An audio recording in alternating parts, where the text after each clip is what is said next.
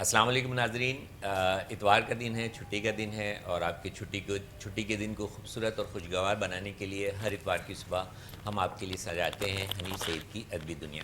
حنیف سعید کی ادبی دنیا میں آپ کو خوش آمدید کہتے ہیں۔ ہمارا آج کا موضوع ہے اردو ادب میں غزل کا مقام۔ اردو ادب میں غزل کا مقام، اور اس موضوع پر شریک گفتگو ہیں میرے ساتھ بہت ہی دو معزز اور قابل احترام شخصیت، اور ادب کے حوالے سے بہت ہی بڑے اور جانے پہچانے نام دور حاضر کے جناب محترمہ ہیں۔ 10 سال کی عمر سے لکھنا شروع کیا، بچوں کی کہانیاں لکھی، نظمیں لکھے، بڑی ہوئیں، کچھ افسانے لکھے۔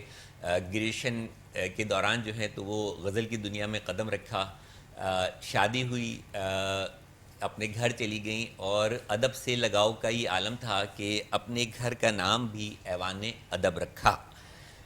محفل نعت پاکستان کراچی کی صدر ہیں، بے شمار بین الاقوامی اور قومی مشاعروں میں، ورکشاپس اور سیمینار میں شرکت کر چکی ہیں، لیکچرز دے چکی ہیں۔ ان کا تعارف کرانا میں سمجھتا ہوں موجودہ دور کے عہد میں سورج کو چراغ دکھانے کے مترادف ہے۔ بغیر کچھ وقت ضائع کیے ان کے 2 شعر پڑھ کے میں ان کا تعارف آپ سے کراتا ہوں۔ فرماتی ہیں: کب حوالے ہو گئی بلندی پر، کب ہوا لے گئی بلندی پر، حوصلہ بال و پر میں ہوتا ہے۔ کب ہوا لے گئی بلندی پر، حوصلہ بال و پر میں ہوتا ہے۔ وہ اثر جس سے دل پگھل جائے، وہ اثر جس سے دل پگھل جائے، گفتگو کے ہنر میں ہوتا ہے۔ سبحان اللہ۔ ہمارے ساتھ موجود ہیں محترمہ شاہدہ عروج خان صاحبہ۔ ہم آپ کو ادبی دنیا میں خوش آمدید کہتے ہیں۔ شکریہ۔ ہمارے دوسرے معزز مہمان ہیں جو کہ بالکل بھی قطعی کسی تعارف کے محتاج نہیں ہیں۔ 1987 سے جو ہیں وہ ان کا صاحب کتاب ہیں، تقریباً بچپن سے اور لڑکپن کے زمانے سے ہی جو ہے وہ ادب سے وابستہ ہیں، لکھتے چلے جا رہے ہیں، ہر موضوع پر لکھا، شاعر بھی ہیں، نقاد بھی ہیں، محقق، استاد، دانشور اور ماہر عروض، اور میں کیا کیا اصناف کے نام لوں ادب کے جن پر ان کو عبور حاصل نہیں ہے۔ بے شمار کالمز، افسانے، غزلیں، نظمیں آپ کی جو ہیں وہ ادب کے پیاسوں کی پیاس بجھاتی رہی ہیں، اور پس گرداب، غبار گریہ، کوئن فراسو، بیانیہ اور پاکستانی بیانیہ جیسی شعراء آفاق کتابوں کے جو مصنف ہیں، بڑا خوبصورت شعر فرماتے ہیں: محدود کر نہ ذہن کی ہنگامہ خیزیاں، محدود کر نہ ذہن کی ہنگامہ خیزیاں، وہ آئینہ تراش کہ دنیا دکھائی دے، وہ آئینہ تراش کہ دنیا دکھائی دے۔ ہمارے ساتھ موجود بہت ہی معزز اور محترم شخصیت جناب ڈاکٹر شاداب احسانی صاحب۔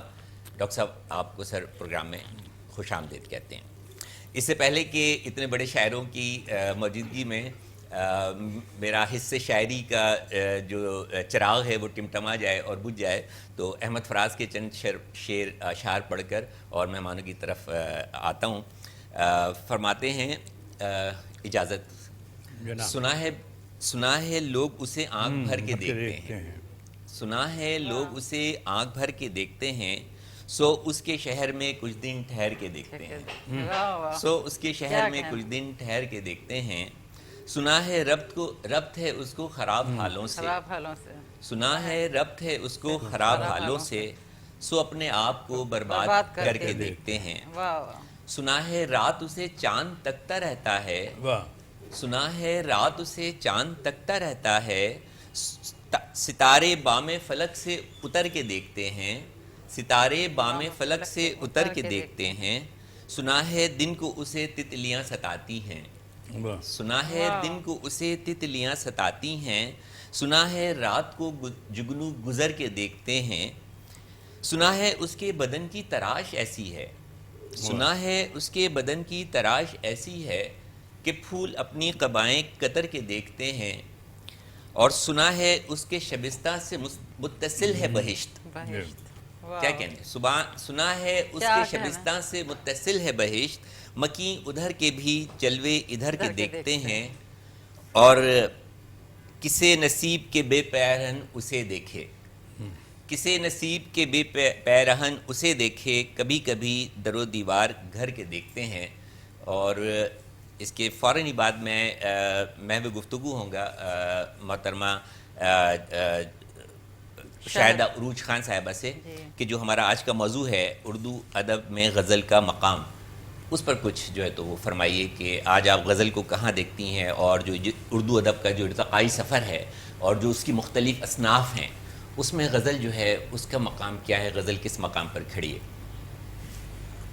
غزل کا مقام تو ہمیشہ سے رہا ہے اور میں سمجھتی ہوں کہ ہمیشہ رہے گا، کیونکہ غزل ایسا ہے کہ جیسے خاتون سے گفتگو کرنا یا ایک محبوبہ سے گفتگو کرنا، تو اس کے بغیر تو پھر زندگی ایک پھیکی اور ادھوری سی رہ جاتی ہے۔ تو میں یہ سمجھتی ہوں کہ غزل کا پہلے بھی ایک مقام تھا، اہم مقام تھا، اور آج بھی ہے۔ کیا میں اس کو سننے والوں کے لیے اس طرح سمجھوں کہ اردو یا اردو ادب کی یا ادب کی ابتدائی صنف جو ہے وہ غزل ہے؟ بالکل ایسا کہہ سکتے ہیں کہ ابتدائی جو ارتقا ہے وہ غزل سے ہی ہے۔ اچھا، میں بڑا آپ کی جو ہے وہ کتابوں کے عنوان جو ہے وہ پڑھ رہا تھا، بڑے خوبصورت جو آپ نے ایک افسانوں کا مجموعہ لکھا، بکھرے موتی راز کے، اس کے بعد بکھرے موتی رات کے بکھرے موتی رات کے، اور ذات اس کے بعد آپ کا جھیل میں اترا چاند شعری مجموعہ، اور پھر یہ ایک اور شعری مجموعہ محبت آزماتی ہے، اور پھر آنے والا آپ کا جو شعری مجموعہ یہ شام کی تنہائیاں۔ تو یہ اتنے رومانوی نام کیوں ہیں آپ کی یہ کتابوں کے؟ مجھے ایسا لگا محبت آزماتی، جھیل میں اترا چاند، تو یہ ہے کہ ایک جو شاعر یا شاعرہ ہوتی ہے تو اس کا مطلب ہے کہ جھیل، چاند، تتلیاں، جگنو، رات، چاند، ستارے، یہ سب اس کے اندر ہوتے ہیں۔ اس کے بغیر تو میں سمجھتی ہوں کہ غزل ہو نہیں سکتی، ادھوری ہے۔ اس کو یوں کہہ لیں کہ محبت جو ہے وہ غزل کا محور ہے۔ بالکل ایسا ہی ہے، محبت غزل کا محور ہے، ٹھیک ہے۔ تو وہ اس طرح سے یہ عنوان ہو گیا، جھیل میں اترا چاند۔ اور جو دوسرا مجموعہ ہے محبت آزماتی ہے، تو میں سمجھتی ہوں کہ خاتون کے لیے وہ ہر رشتے میں آزمائی جا رہی ہوتی ہے، اور محبت میں بھی آزمائی جا رہی ہوتی ہے۔ نہیں، ہر طرح سے محبت ہوتی ہے، والدین سے ہوتی ہے، سب سے ہی ہوتی ہے یہ شام کی تنہائیاں، بہت خوب، بہت مزہ آیا۔ سر، اردو ادب میں غزل کا مقام، جناب بھائی جب ہم غزل کی بات کرتے ہیں تو اس کا مطلب یہ ہوا کہ ہم ایک صنف کی بات کر رہے ہیں جی، اور جب ہم صنف کی بات کر رہے ہیں تو ہمیں یہ سمجھنا چاہیے کوئی بھی صنف کلچر کی کوکھ سے جنم لیتی ہے۔ ادب کی کوئی بھی صنف ہو اور کسی بھی زبان کی ہو، جی جی، تو کلچر کی کوکھ سے جنم لیتی ہے۔ اب سوال یہ پیدا ہوتا ہے کہ مستعار اصناف بھی ہوتی ہیں۔ اگر مستعار اصناف ہوں گی اور وہ اس کلچر سے نہیں جڑ پائیں گی تو متروک ہو جائیں گی، ویری گڈ، اور ورنہ ان کا جو چلن ہے، مقامی جو چلن ہے کلچر کا، وہ اختیار کر لیں گی۔ زبردست۔ اب معاملہ یہ ہوا کہ خاص طور سے ترقی پسند تحریک کے زمانے میں غزل کے مخالفین میں سر فہرست جو تھے قاسمی صاحب بھی تھے۔ اچھا، اگر ہم ترقی پسند تحریک کا زمانہ لیں تو یہ کس سن کی؟ 1936 کی بات ہو رہی ہے، 36 کے بعد کا زمانہ ہے۔ اس میں یہ فقرہ بھی کہہ دیا کلیم الدین احمد نے کہ غزل جو ہے نیم وحشیانہ صنف سخن ہے، اور اس کو ڈرامیٹک مونولوگ جو براؤننگ کے ہیں اس سے جوڑ کے دیکھ لیا کہ صاحب اس کے اندر بات مکمل نہیں ہوتی یا نہیں ہوتی۔ خیر، تو اب میں آپ اس کو مزید واضح کروں۔ کلچر کی کوکھ سے جب جنم ہوتا ہے تو یہ مستعار ہے غزل فارسی سے ہمارے پاس، جی، عربی سے نہیں آئی ہے۔ اچھا، اہل فارس نے، جو فارسی شعراء تھے، انہوں نے اس کو کی بازیافت کی قصیدے سے۔ قصیدے کی جو تشبیب ہے جسے ہم کہیں، وہاں سے غزل کا آغاز ہوا، اور شروع میں جو غزل لکھی گئی وہ مسلسل غزل لکھی گئی، یک غزلہ، دو غزلہ، سہ غزلہ۔ اس کی تھوڑی وضاحت کریں۔ یہ جو تھی ایک نظمیت لیے ہوئے تھی۔ اگر قصیدے کے 4 اجزاء ہیں، جی جی، تشبیب، गुरेज, मधा और दुआ। अच्छा, जब हमने कसीदा कह दिया तो एक नज़्म की बात कर रहे हैं कि ऐसी नज़्म जो किसी के लिए सताइश के लिए लिखी जाए, किसी की तारीफ़ में लिखी जाए। तो अब वो तारीफ़ी नज़्म थी, तो अब उसकी जो तजबीब होती थी मुतवज्जा करने के लिए होती थी, और वो तवज्जा हासिल करने के लिए फिर अगला मरहला जो उसके गुरेज किया जाता था, ताकि सुनने वाला सामे नाज़िर जो भी है यानी वो मुतवज्जा हो जाए। फिर गुरेज करके असल मौजू पर आते थे, मदह पर। जी जी। खैर, तो अब वहाँ से ये जो पहला जुज़ था, अहले फ़ारस ने उसको चुना और उसको अलग से लिखना शुरू किया, गज़ल जी, और उसके एक माने भी दे दिए। अच्छा, आप गज़ल का जो सीगा देखते हैं वो तस्कीर का सीगा है। तस्कीर मुज़क्कर है, मतलब ये हुआ मुअन्नस सीगा नहीं है। गज़ल में महबूब आता है, आती है, नहीं है। बिल्कुल सही, सही है, बिल्कुल सही। ये भी फारसी मुज़क्कर है। हाँ, ये भी फारसी रिवायत हो गई। क्या खूबसूरत बात कही। अच्छा, अब ये भी फारसी। अच्छा, अब फारसी रिवायत जो है बेजापुर, गोलकुंडा और आपका कुली कुतुब शाह की तरफ आई। यहाँ तक जब सफ़र किया उसने, तो अब यहाँ पर जो भक्ति तहरीक थी, भक्ति तहरीक जो थी 10वीं सदी ईस्वी और 12वीं सदी ईस्वी के किस्से हैं ये सारे, और उसी के अंदर हमारे यहाँ खुसरो भी थे, समझ गए। तो अब उसमें जब हम बात करते हैं तो यहाँ जब गज़ल आई तो उसी तरह आई, औरत से बात करना, चुपके चुपके बात करना। लेकिन अगर गज़ल यहाँ से हम आहंग नहीं होती, क्योंकि गज़ल ये जहन में रखिएगा अरबी में नहीं लिखी गई है। अच्छा, हाँ, अगर तो अरबी शायरी होती थी वो उसकी अरबी शायरी कसीदे को उन्होंने नहीं तोड़ा अपना, ठीक है, तजवीब कसीदे के एक जुज़ है। तो अब यहाँ पर जब वो आई तो यहाँ चलन था दोहे का, सरसी का, सरियामत पद का, और जब ये चलन था तो गज़ल ने वही रूप अख्तियार कर लिया। अब गज़ल का हर शेर 2 मिसरों की नज़्म होता है। 2 मिसरों की नज़्म से मुराद क्या है? 2 मिसरों में बात मुकम्मल हो जाती है। इसलिए गज़ल यहाँ रुकी, ठहरी और इस कल्चर से हम आहंग हो गई। अब ऐसा लगता है कि गज़ल जो है फ़ारस की देन नहीं है, बल्कि यहीं के कल्चर की कोख से जन्म लिया है, जो कि दोहे जैसी। दोहे का किस्सा जो है मात्राओं का किस्सा है, हिंदी छंद का, और ये किस्सा जो है खलील अहमद बसरी के यानी दिए हुए अरूस का किस्सा है। वाह। तो ये वाली जो चीज़ें हैं कि कल्चर की कोख से जन्म लेती है, और वो जो कल्चर की कोख से जन्म ना लेने वाला आपका तराइले, आपका सोनेट, यहाँ पर अख्तर शीरानी से लेकर किसने नहीं लिखा उस अहद में, लेकिन नहीं रहा, कल्चर से हम आंग नहीं हो सकी वो 14 मिसरे की नज़्म। अदब जो है वो, मैं आपकी बात को अगर थोड़ा सा सुनने वालों के लिए थोड़ा सा आसान पैरा में बयान करने की कोशिश करूं, तो आपने फरमाया कि अदब जो है वो अरब से शुरू हुआ, लेकिन वो गज़ल नहीं था, वो कसीदा था। ऐसे ही आपने फरमाया। नहीं, ये मैंने ये नहीं कहा। जी जी। अरब की जो सिन्फ है वो कसीदा है जी, यही लेकिन वहाँ उसको तोड़ा नहीं गया और गज़ल नहीं लिखी गई वहाँ। ठीक है। जैसे रौदकी ने यानी रुबाई ईजाद की जी वहाँ पर, अहले फ़ारस ने में रौदकी ने रुबाई ईजाद की, और रुबाई का जो वज़न है वो खलील अहमद बसरी से मुख्तलिफ है। वो तस्कीन औसत पे खड़ा कर दिया उसने उन 24 औज़ान को जो अब हमारे यहाँ मुरव्विज हैं। ठीक है, तो ये सफ़र करती हुई फ़ारस में आई, और फिर जो है तो अमीर खुसरो, और फिर उसके बाद देखिए आगे के ज़माने देखिए अब इसके अंदर एक नुक्ता है जी, जहाँ पर 60% मसादिर चले गए हों अरबी से फ़ारसी में। ठीक है, तो इसका मतलब ये हुआ कि पूरा कादसिया की फतह के बाद रोज़ बरोज़ फ़ारस जो था उसके ज़ेरे असर आता गया अरब के। जी जी जी। जब अरब के ज़ेरे असर आता गया तो इसका मतलब ये हुआ कि वो ज़हनी तौर पर महकूम होता जा रहा है फ़ारस। बिल्कुल। लेकिन जब अबुल कासिम फिरदौसी ने 60,000 शेर का कसीदा लिख दिया तो उसने ये ऐलान कर दिया कि इमराउल कैस होगा, हमारे पास तो फिरदौसी है। बिल्कुल है। ٹھیک ہے. بالکل. اس کے بعد یہ قصہ ہے 10ویں صدی عیسوی کا.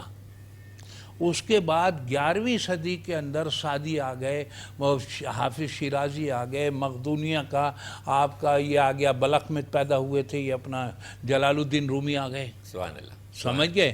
کہنے لگے نئے برائے فصل کردہ نام دی, برائے وصل کردہ نام دی. ٹھیک ہے.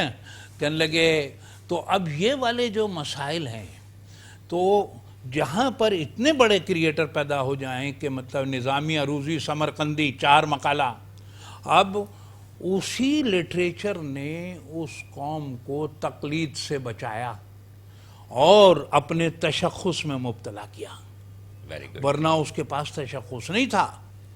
یہ سمجھ لیجیے آپ. اچھا ایک تھوڑا سا اس میں وضاحت چاہوں گا. آپ نے کہا کہ غزل کا مطلب ہے عورت سے باتیں کرنا, یا ٹھیک ہے, اور دوسری طرف آپ نے کہا کہ غزل جو صیغہ ہے وہ مذکر کا ہے. جی جی جی. تو یہ تضاد کیوں ہے؟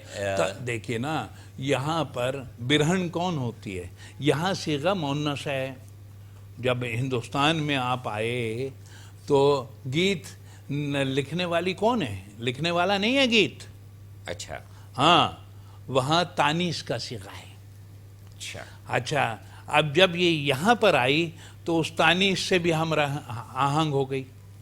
جب دیکھیے نا, یہ معنویت یہاں پر آ کر ہوئی, وہاں تو ہو نہیں سکتی. کیوں نہیں ہو سکتی؟ دیکھیے قصیدے میں جب تشبیب تھی, ایک جز تشبیب تھا نا اس کا, تو تشبیب جو تھا وہ جز قصیدے سے جڑا ہوا تھا. بالکل. اور یعنی کسی سردار کا قصیدہ ہے, کسی بادشاہ کا قصیدہ ہے.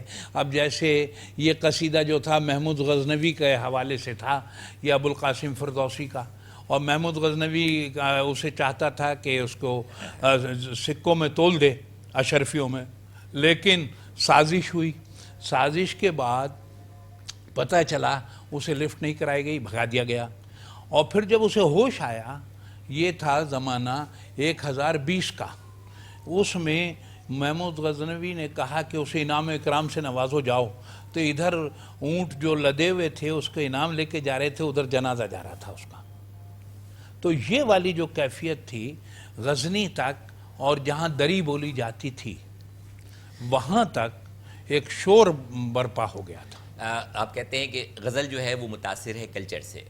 ہاں ہاں, غزل کلچر سے متاثر ہے. بغیر کلچر کے کوئی صنف اس خطے میں ٹک نہیں سکتی ہے. اگر آپ یہ دیکھیں نا, سب سے زیادہ معروف کس کے سونٹ ہیں؟ شیکسپیئر کے. جی جی. ٹھیک ہے. جی جی. اچھا, مجھے یہ بتا دیجئے کہ وہ ایرا جب ہم دیکھتے ہیں کہ جو ڈرامے ہو رہے ہیں کس کے؟ شیکسپیئر کے. جی جی. اور وہ جو آپ کا لندن میں, لیکن وہ فلاپ ہو رہا ہے. مارلو کے آگے نہیں جل رہا اس کا چراغ, شیکسپیئر کا. اور پھر کب جلا؟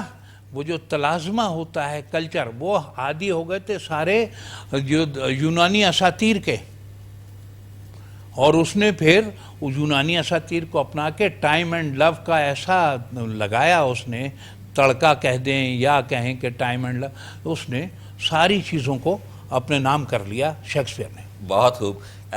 اردو ادب میں غزل کا مقام موضوع ہے, گفتگو ہے آج, اور ہمارے ساتھ گفتگو میں شریک ہیں محترمہ شاہدہ عروج خان صاحبہ اور محترم جناب ڈاکٹر شاداب احسانی صاحب, اور بہت ہی مدلل گفتگو جو ہے وہ ہو رہی ہے.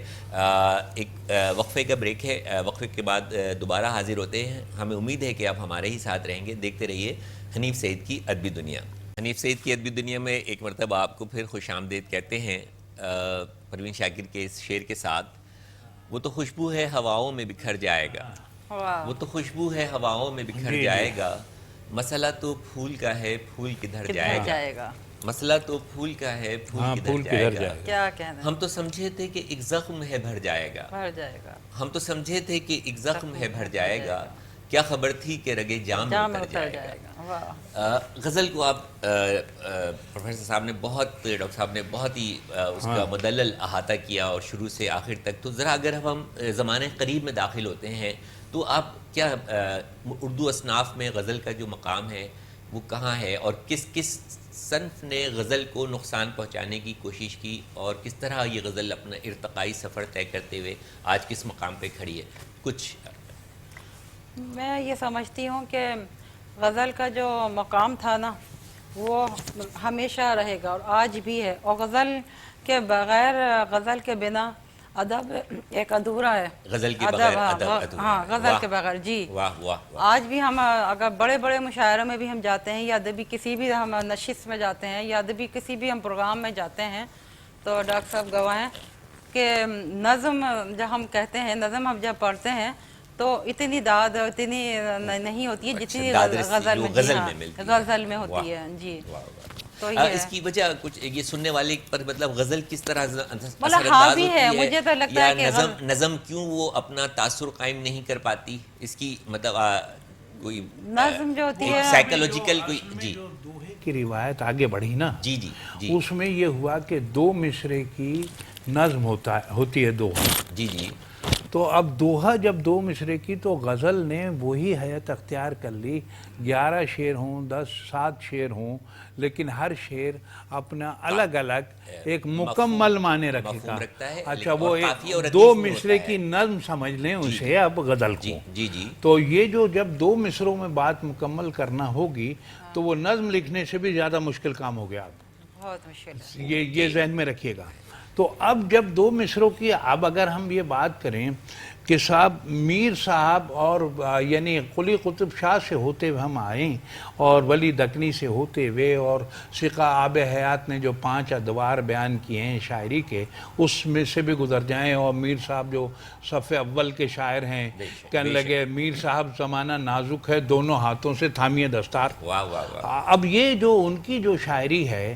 اچھا پھر آپ یہ دیکھیے کہ سب سے زیادہ شاعر زبان بناتا ہے، اور جو ہمارے غزل گوش ہو رہا ہیں انہوں نے زبان بنائی ہے، اور اس زبان کی سند ہیں.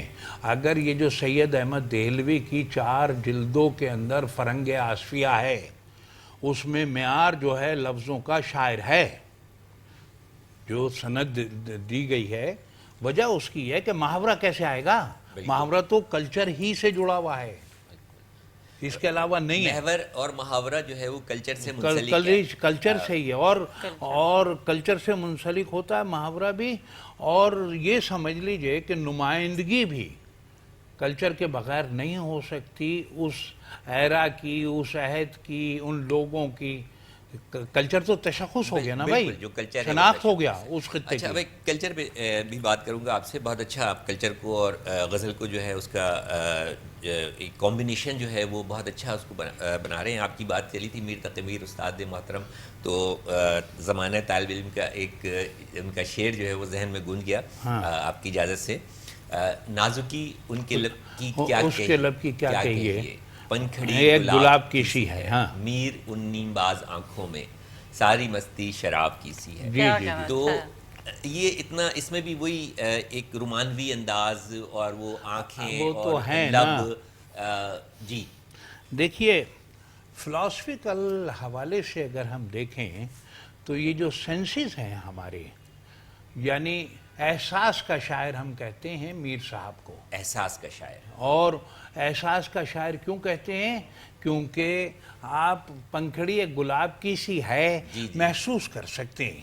اوکے ٹھیک ہے. اگر آپ سے کہیں گے مطلب یہ دکھاؤ تو دکھا نہیں پائیں گے، ہر وقت ممکن نہیں. ہاں نہیں پائیں گے، دکھا نہیں پائیں گے. تو اسی لیے میر صاحب کے ہاں ایسے استعارے، ایسی تشبیہات پائی جاتی ہیں جو ہمارے احساس یا حواس خمسہ سے جڑی ہوئی ہیں. محترمہ بتائیے گا کہ آج بھی ایسے شاعر موجود ہیں، یا آپ اپنی شاعری کو اس حواس خمسہ سے کس طرح منسلک کرتی ہیں کہ شعر ایسے ہوں کہ جو سننے والے کے سماعت سے ہوتے ہوئے اس کے جو ہے تو وہ دل میں اتر جائیں اور دماغ کو سمجھ آ جائیں. شاعری میں سمجھتا ہوں کہ اتنی ضرور ہونی چاہیے، اور اس میں لکھنے والے کا ظاہر ہے کہ اپنا ایک لیول ہوتا ہے، اس کا اپنا ایک معیار ہوتا ہے، بلندی ہوتی ہے. لیکن جو پڑھنے والے یا سننے والے ہوتے ہیں وہ ہر معیار کے ہوتے ہیں. جو بہت سارے لوگ جو اس بات کو سمجھ سکتے ہیں، بہت سارے ایسے بھی ہیں جو آپ کی اس کیفیت کو، اس جذبات کو، اس اظہار کو، ان الفاظوں کو سمجھ نہیں پاتے. تو کس طرح ہونا چاہیے اس کو، کس طرح ایک کمبینیشن ہونا چاہیے کہ یہ آسان ہو جائے، سمجھ میں آنے لگے زیادہ، خصوصاً ہمارے نوجوانوں کو آج کے جو غزل سے، ادب سے جو دور ہوتے چلے جا رہے ہیں، ان کے لیے کچھ تھوڑا سا بتائیے کہ آپ کا کیا کردار رہا اس سلسلے میں. جو بہت شکریہ، بہت اچھا سوال آپ نے کیا. اور میں یہ سمجھتی ہوں کہ ہم آج کے دور میں آپ دیکھ لیں اردو کہاں پر ہے. اردو کا مقام تو بہت اعلیٰ ہے اور رہے گا ہمیشہ، بالکل. کیونکہ وہ ہمارے کانوں میں ہم آتی ہے اردو، سماعتوں میں سے ٹکراتی ہے تو وہ ہمارے دل میں اترتی ہے، بہت شیریں زبان ہے. بہت روح تک ہماری مطلب ایک اس کا اثر ہوتا ہے. تو ایک شعر جو ابھی آپ نے قطعہ جو آپ نے جو جی جی جی، آغاز میں جو کیا تو میں یہ قطعہ آپ کی نظر کرتی ہوں، بالکل ارشاد. پھر اس کے بعد اپنے سوال کی طرف آئیں گے. کب ہوا لے گئی بلندی پر، واہ واہ. کب ہوا لے گئی بلندی پر، حوصلہ بالوں پر میں ہوتا ہے. واہ واہ واہ. وہ اثر جس سے دل پگھل جائے، گفتگو کے ہنر میں ہوتا ہے. واہ واہ واہ واہ. وہ آپ نے میرے سوال کا جواب دے دیا. وہ اثر جس سے دل پگھل جائے، گفتگو کے ہنر میں ہوتا ہے. بہت خوب. گفتگو ایسی ہو کہ دل پگھل جائے، دل میں اتر جائے، سمجھ میں آ جائے، ایسی گفتگو. جی ہاں جی، تو یہی ہے. غزل کا بھی یہی ایک مقام ہے. کچھ اور کہا ہو اچھا سا کہا تو بہت کچھ ہے کچھ جو. جی ایک قطعہ اور. جی جی. کیونکہ میری جو شاعری ہے نا وہ محبتوں کی ہے، عقیدتوں کی ہے، روایتوں سے جڑی ہوئی ہے. محبت کے بغیر تو میرا خیال ہے کہ کوئی بھی چیز مکمل نہیں ہے. انسان مکمل نہیں ہے. شاعری کیسے ہو سکتی ہے؟ انسان خود مکمل نہیں ہے محبت کے بغیر. جی واہ. تو ارشاد. ایک قطعہ ارشاد. سے. کچھ سمندر سے بھی گہری میری تنہائی ہے، کچھ سمندر سے بھی گہری میری تنہائی ہے، کچھ سمندر سے بھی گہری میری تنہائی ہے، تجھ سے بچھڑی تو میری جان پہ بنائی ہے. واہ واہ واہ. تجھ سے بچھڑی تو میری جان پہ بنائی ہے. ایک تیری یاد کا جلتا ہے دیا پھر سرے شام. سنیے گا ایک تیری یاد کا جلتا ہے دیا پھر سرے شام، اور میں ہوں میرا دل ہے میری تنہائی ہے. واہ واہ واہ. میں ہوں میرا دل ہے اور میری تنہائی ہے. کیا کہنے. سر غزل کے حوالے سے اور تھوڑا سا میں دیکھیے سمیٹ دیتا ہوں میں. دیکھیے جدید دور کے حوالے سے بھی جب ہم بات کرتے ہیں تو اب اس میں یہ جس بدقسمتی سے جس دور میں اب ہم ہیں، جی جی جی، ہمارے جو ثقہ شعراء تھے وہ اس میں فراز صاحب بھی شامل ہیں، تو وہ یہ کر رہے تھے سماعتیں پیدا کر رہے تھے. اچھا. آج کا شاعر سماعتوں کے لیے لکھ رہا ہے تو بڑا فرق ہو گیا. شاعر جو ہے، بہت خوبصورت بات کی اس کی وضاحت. شاعر جو ہے وہ قوموں کو، دانشور قوموں کو بناتا ہے، اور جب سماعتیں پیدا کرے گا تبھی تو بنیں گے. ذہن سازی ہوگی تو بنے گی قوم، ویسے تھوڑی بن جائے گی. آپ نے کہا کہ جو اس دور کے شاعر تھے، جو ہمارے استاد کہہ لیں ہم انہیں، وہ سماعتیں پیدا کر رہے تھے. اور آج کا شاعر جو ہے سماعتوں کے لیے لکھ رہا ہے. کیا سننا چاہتا ہے قاری اس کا، سننا چاہ رہا ہے وہ لکھ رہا ہے. اور آپ کا سوال بھی اسی طرح کا ہے کہ ہمارا قاری کیا سننا چاہ رہا ہے. ہاں تو لیکن تو ایسا کیوں ہے، وہ ایسا کیوں سننا چاہ رہا ہے؟ اس میں بھی کیا کلچر کا ریفلیکشن ہے؟ اصل میں بے خود دہلوی داغ دہلوی کے شاگرد تھے. جب ان کے پاس کوئی بھی شخص آتا تھا، اور انہی کا نہیں، وہ اس روایت میں تھا، تو وہ کہتا تھا استاد میں شاگرد ہونا چاہتا ہوں آپ کے.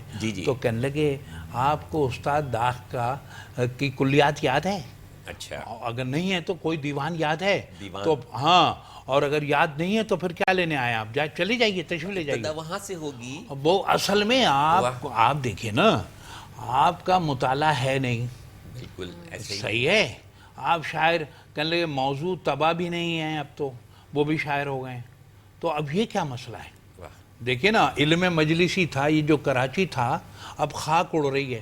میں 5 سال سلیم احمد کے ساتھ بیٹھا ہوں. جی جی، ٹھیک ہے.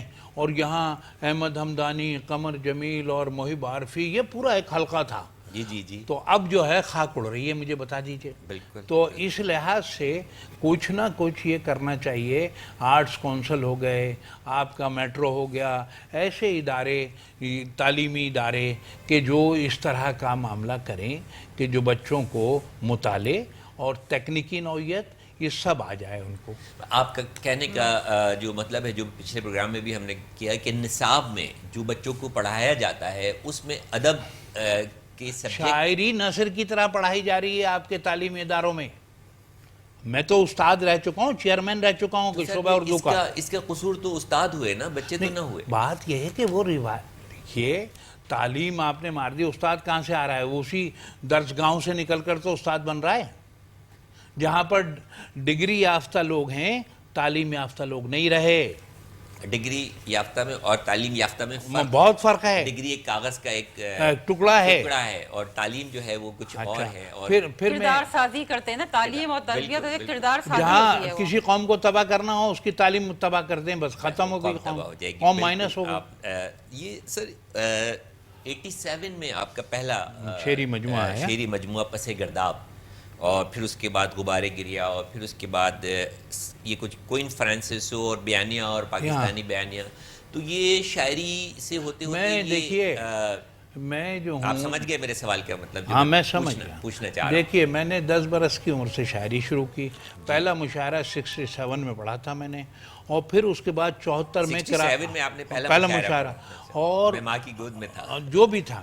اور ادھر جو تھا کراچی یونیورسٹی 74 میں کراچی یونیورسٹی کا اردو غزل میں انعام یافتہ آدمی ہوں. 74 ماشاءاللہ, سمجھ گئے.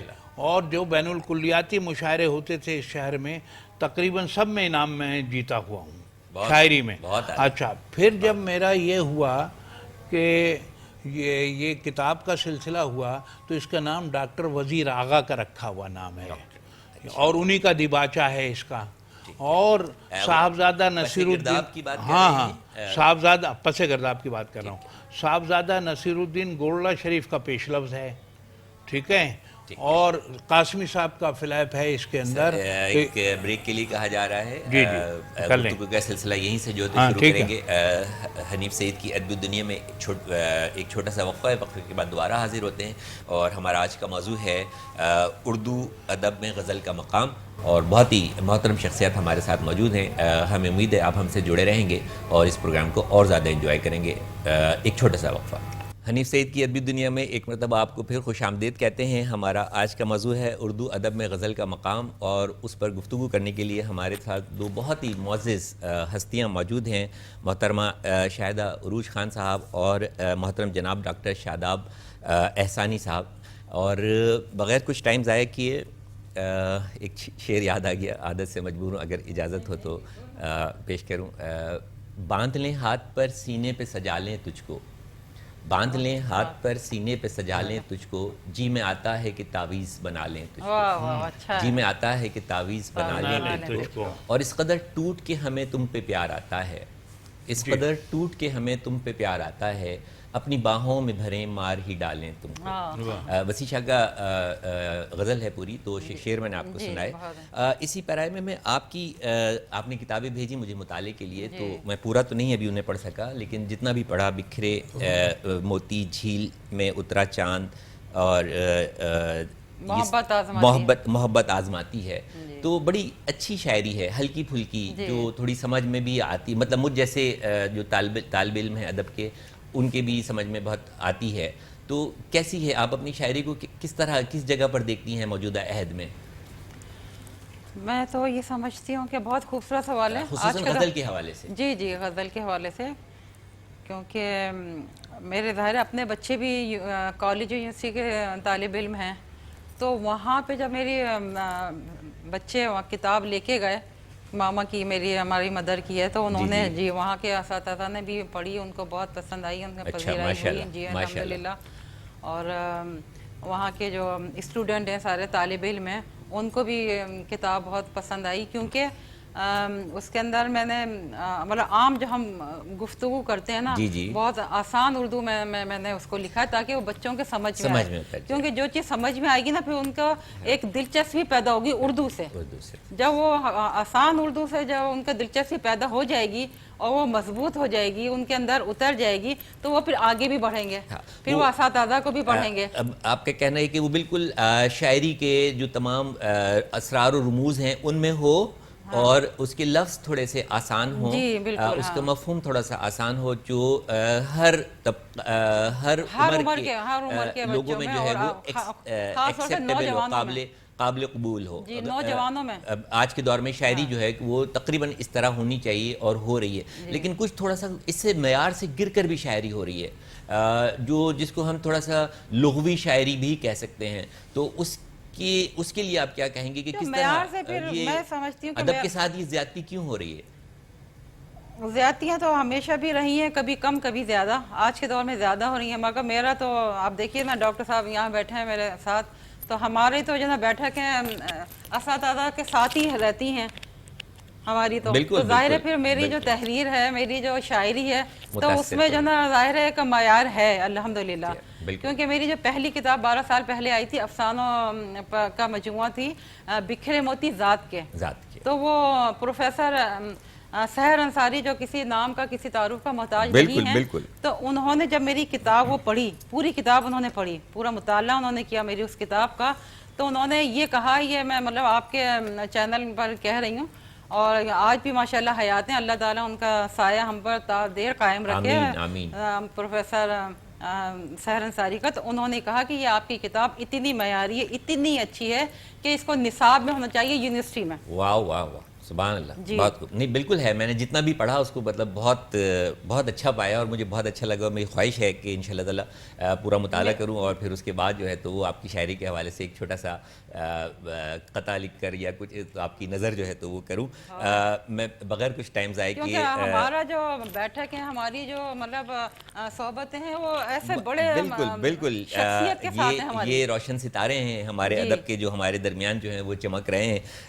ڈاکٹر شاداب احسانی صاحب جیسے اور بھی لوگ ہیں, اور بڑی جو مدلل گفتگو کی ہے, جس کا میں مطلب جواب کیا میں سن کے جو تو وہ حیران رہ گیا ہوں. میرے ذہن کے دریچوں میں جو اس سے پہلے شاعری کے اصناف اور رموز اور تاریخ اور ساری چیزیں تھیں, آج اس میں بہت زیادہ جو ہے تو وہ اضافہ ہوا ہے. سر تھوڑا سا فرمائیے گا کہ جس طرح محترمہ نے کہا کہ تھوڑا سا آسان ہونا چاہیے. اچھا, آپ کا جو ایک میرا سوال مکمل ہو جائے, آپ کا جو میں نے تھوڑا سا مطالعہ کیا تو مجھے لگا کہ ذرا تھوڑا سا مشکل ہے. نہیں, تھوڑا سا نہیں, آپ یہ جو بات کر رہے ہیں نا, دیکھیے جی, جو کسی بھی خطے میں یا ملک میں جی کئی ثقافتیں ہوتی ہیں, ہر ثقافت بولی یا زبان رکھتی ہے.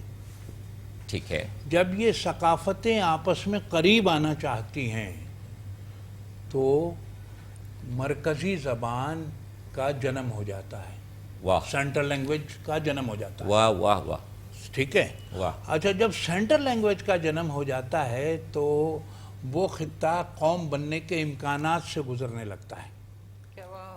زبردست. اور جب وہ قوم بننے کے امکانات سے گزرتا ہے تو اقتدار کی زبان بھی وہ سینٹرل لینگویج ہو جاتی ہے, مرکزی زبان. اور یہاں سے اشرافیہ ٹوٹنے کا عمل پیدا ہوتا ہے جب قوم بنتے ہیں آپ. اچھا, پھر جب قوم ٹوٹتی ہے تو بقول ابن خلدون کہ جو بتایا اس نے کہ کوئی بھی قوم, کوئی بھی قبیلہ, کوئی شخص شناخت کے بغیر نہیں رہ سکتا. اور جب یہ قوم بکھرتی ہے تو گروہ میں بڑھ جاتی ہے.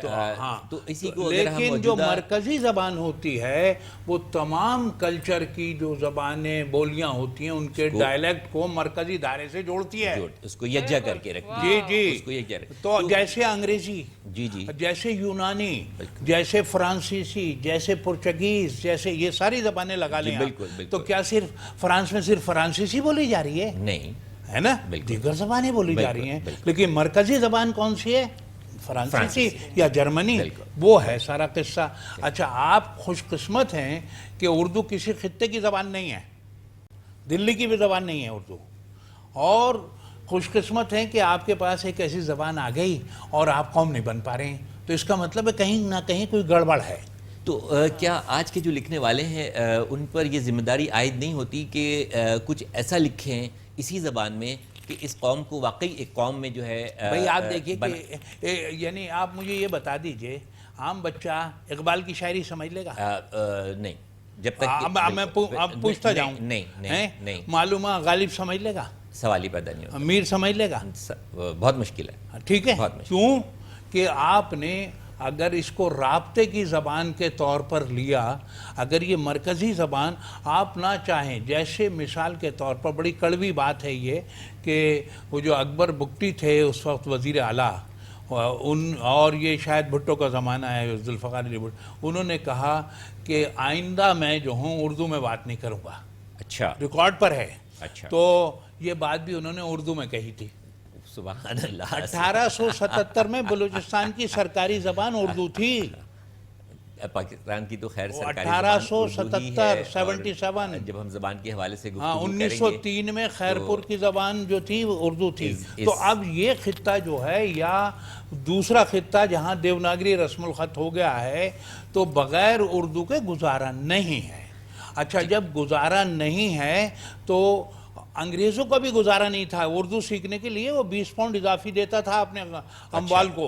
اس کے لیے بھی ضروری تھا یہاں پر رہنے کے لیے کہ وہ اردو کو سیکھے، کیونکہ سارا لٹریچر اردو میں تھا. لٹریچر جو ہے کہ لٹریچر کے ذریعے قوموں کو سمجھا جا سکتا ہے. اچھا، آپ نے بتایا تھا کہ امیر خسرو اور یہ فارسی ادب تو امیر خسرو کا جو زمانہ ہے، میرا سوال تھا کہ فارسی سے ہماری اردو کس حد تک متاثر دیکھیں ہے یہ جو یا کتنے الفاظ؟ خاندان چشتیہ ہے نا، سلسلہ چشتیہ کے جو لوگ ہیں، جی جی، یعنی گائے بھینسا بھی واصلہ ہو جائیں، اردو میں شاعری ان کی موجود ہے. بابا فرید گنج شکر کی، بالکل جی، ٹھیک ہے، بالکل ہے. اور جب بات کرتے ہیں غرۃ الکمال کی، کس کی؟ غرۃ الکمال کس کی کتاب ہے؟